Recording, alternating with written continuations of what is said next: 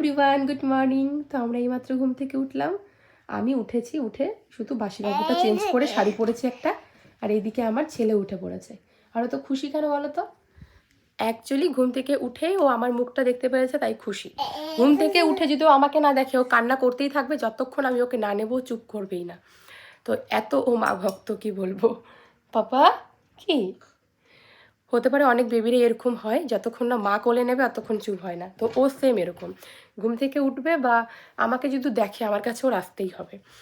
তো অনেক কিছু বলে ফেললাম। তো এইমাত্র ঘুম থেকে উঠলাম। আজকে ও বাবা, আজ থেকে 1 জানুয়ারি শুরু। তো মানে আজই 1 জানুয়ারি। তো আজ থেকে নতুন বছরে পা দিলাম, আজ থেকে একটা নতুন বছর শুরু। তো তাই জন্য আজকে সকাল সকাল উঠে পড়েছি। এখন কাজকর্মে হাত দিব।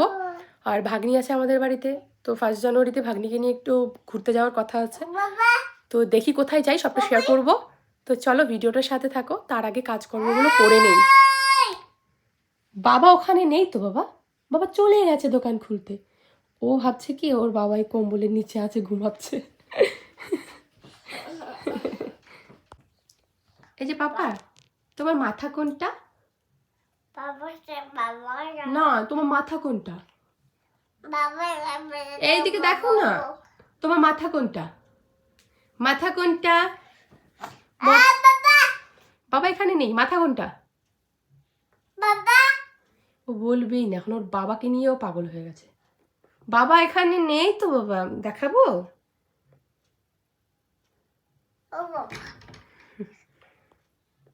চলো, মুখ ধুতে হবে না বাবা, চলো আসবা।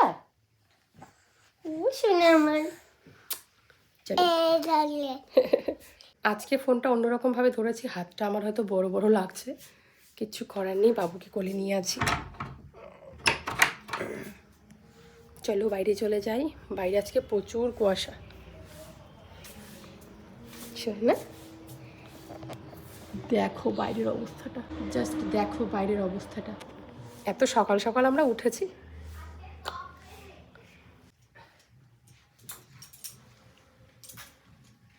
তো এই যে এখন বাবুকে নিয়েছে ওর বাবা, আর আমি বিছানাটা তুলে নিচ্ছি, তারপর ঝটপট করে ঘরটা গুছিয়ে নিব।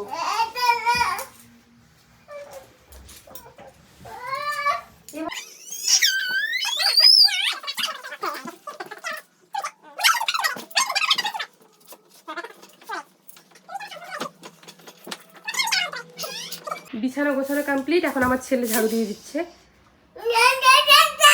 না বাবা, এত দুষ্টামি কেন? এখন চলে এসেছি আমি চা করতে। তো চা করার দিকে হয়ে গেছে, এখন আমি সবাইকে চা দিচ্ছি। আর কালকে রাতে মা করেছিল মালপোয়া, মানে পিঠে বানিয়েছিল। তো চা খাওয়ার পর সবাই একটা দুটো করে মালপোয়া খাবো আর কি।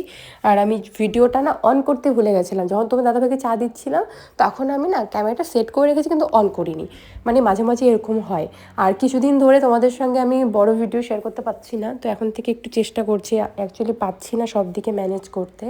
আমার 3টা ফেসবুক প্লাস 2টো ইউটিউব, ইনস্টা, সব দিকে না লক্ষ্য দিতে পারছি না, তাই জন্য কন্টিনিউ আমি ভিডিও দিতে পারছি না। বাট একটু করে আমি চেষ্টা করছি।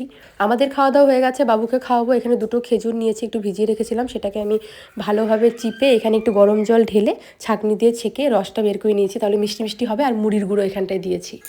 এখন বাবু হচ্ছে সকালে ব্রেকফাস্ট করবে। তো এখানে কি আছে চলো বলি, তোমাদেরকে তো ভিডিওতে দেখালাম। এখানে 2টো খেজুর আছে আর মুড়ির গুঁড়ো। অ্যাকচুয়ালি বাবুকে তো এখন আর স্যারেলাক্স দেই না, তাই জন্য সকালে ওকে এটাই ব্রেকফাস্ট দিই। তারপর হচ্ছে সুজি বানিয়ে দিই কোনো সময়, কিন্তু এখন কিছুদিন বারণ আছে সুজিটা দেওয়া, ডক্টর দেখিয়েছিলাম যেহেতু, কারণ বাবুর একটু পটির সমস্যা হচ্ছিল। তো এখন এই যে মুড়ি গুঁড়োই দিচ্ছি, আর সারাদিনে ওকে ভাত দিই, মানে ভাত বলতে খিচুড়ি, ডাল দিয়ে খিচুড়ি দিই। এই যে দেখো কি করে দিদি, কি করে দিদি, কি করে।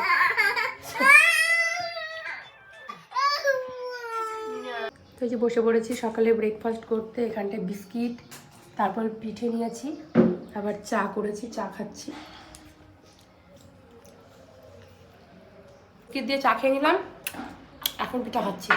চা দিয়ে খাবার না একটু মিষ্টি মিষ্টি লাগবে না, জানো। হ্যালো এভরিওয়ান, তো আমরা যে রেডি হয়ে গেছি, এখন 12টা কি 12:30 এরকম বাজে। তো কোথায় যাব এখনও জানি না আমি, তোমার দাদাভাই কোথায় নিয়ে যাবে। তো চলো যাই, যেতে যেতে তোমাদের সঙ্গে তো দেখা হবে। আর কোথায় যাই সেটা তো ওই ভিডিওর মাধ্যমেই তোমরা দেখতে পারবে। তো এই যেখানে ভাগ্নি আর ছেলেকে রেডি করে দিয়েছে, ওর পিছনে জামা বেড়ে গেছে। চলো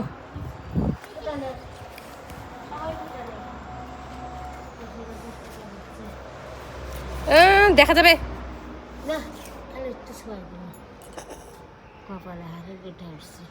এবার দেখা যাচ্ছে না। আসো, দেরি হয়। রুই আসো তাড়াতাড়ি, বসো, যাইতেও অনেক সময় লাগবে। ইয়ে পেট বার হয়ে আসে আরেকটা। যাও যাও রুই যাও। ওইদিকে উঠতে পারবে না, এদিকে ওঠো, ওইদিকে আমি সাইড করবো।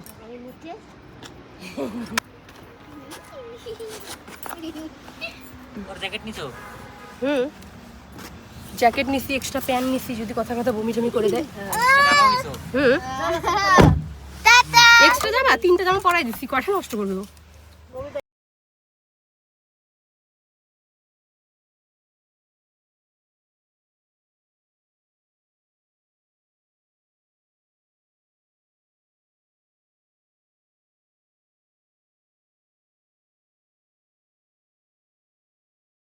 বড়মশাই চলে গেছে গাড়িটা পার্কিং এ রাখতে, আর বাবুকে নিয়ে আমি এখানে ওয়েট করছি। তো আমরা এসেছি মা প্যারাডাইস ওয়ার্ল্ডে। তো এখানটা হচ্ছে গ্লাস টাওয়ার আছে, তো চলো ভেতরে যাবো এখন। ফাইনালি আমরা চলে এসেছি, যে দেখো গ্লাস টাওয়ারের এখানে। কিন্তু আমার ভীষণ ভয় করছে, জানি না উঠবো কি না।